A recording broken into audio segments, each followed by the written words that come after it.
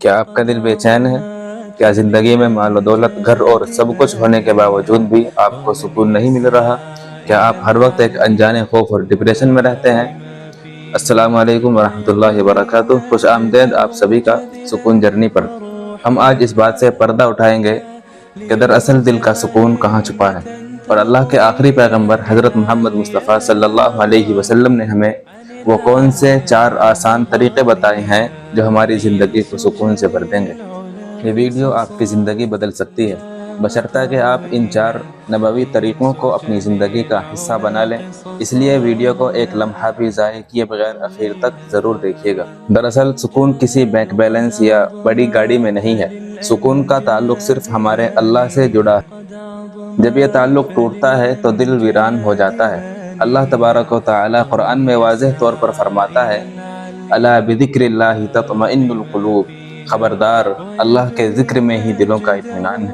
ہم گناہ کرتے ہیں اور یہ گناہ ہمارے دلوں پر زنگ لگا دیتے ہیں، یہ زنگ ہی بے چینی اور تنگی بن جاتا ہے۔ استغفار اس زنگ کو صاف کرنے کا صابن ہے۔ حدیث میں نبی اکرم صلی اللہ علیہ وسلم نے ارشاد فرمایا، من لزم الاستغفار جعل اللہ له من كل ضيق مخرجا ومن كل هم فرجا ورزقه من حيث لا يحتسب۔ جو شخص کثرت سے استغفار کرے گا، اللہ اس کے لیے ہر تنگی سے نکلنے کا راستہ بنا دیتا ہے اور ہر غم کو دور کر دیتا ہے، اور اسے ایسی جگہ سے رزق دیتا ہے جہاں سے اسے گمان بھی نہ ہو۔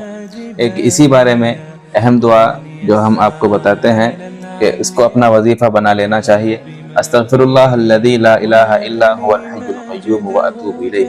جب بھی دل میں خوف یا بوجھ محسوس ہو تو اپنا معاملہ اللہ کے سپرد کر دیں، اپنے تمام بوجھ اللہ کو دے دیں اور آپ کا دل ہلکا ہو جائے۔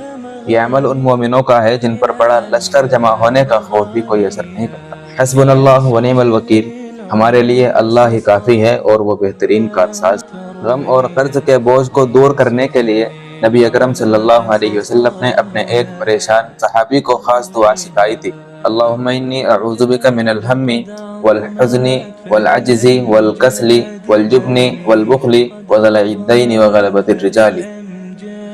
اے اللہ، میں تیری پناہ مانگتا ہوں غم اور رنج سے، عاجزی اور سستی سے، بزدلی اور بخل سے، قرض کے بوجھ سے اور لوگوں کے غلبے سے۔ اصل سکون تب ملتا ہے جب ہم اس بات پر یقین کر لیں کہ جو کچھ ہوا، جو ہو رہا ہے اور جو ہوگا وہ سب اللہ کی طرف سے ہے اور ہمارے حق میں بہترین ہے۔ نبی اکرم صلی اللہ علیہ وسلم نے مومن کے معاملے کی تعریف کرتے ہوئے فرمایا، عجبا لامر المؤمن ان امرہ کلہ خیر۔ مومن کا معاملہ بھی عجیب ہے، اس کا سارا معاملہ ہی اس کے لیے بہتر ہے۔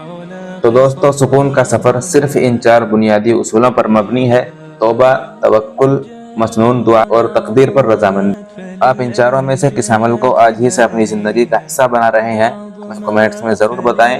اگر یہ رہنمائی آپ کو پسند آئی ہو تو اس ویڈیو کو لائک کریں اور ثواب کی نیت سے اپنے دوستوں اور رشتہ داروں کے ساتھ شیئر کریں۔ سکون جرنی کو سبسکرائب کرنا نہ بھولیں۔ جزاک اللہ خیرہ۔ اگلی ویڈیو میں انشاءاللہ ملاقات ہوگی۔ مجھے دیجیے اجازت۔ اللہ ليصبح همة تروي عن العليا مغانيها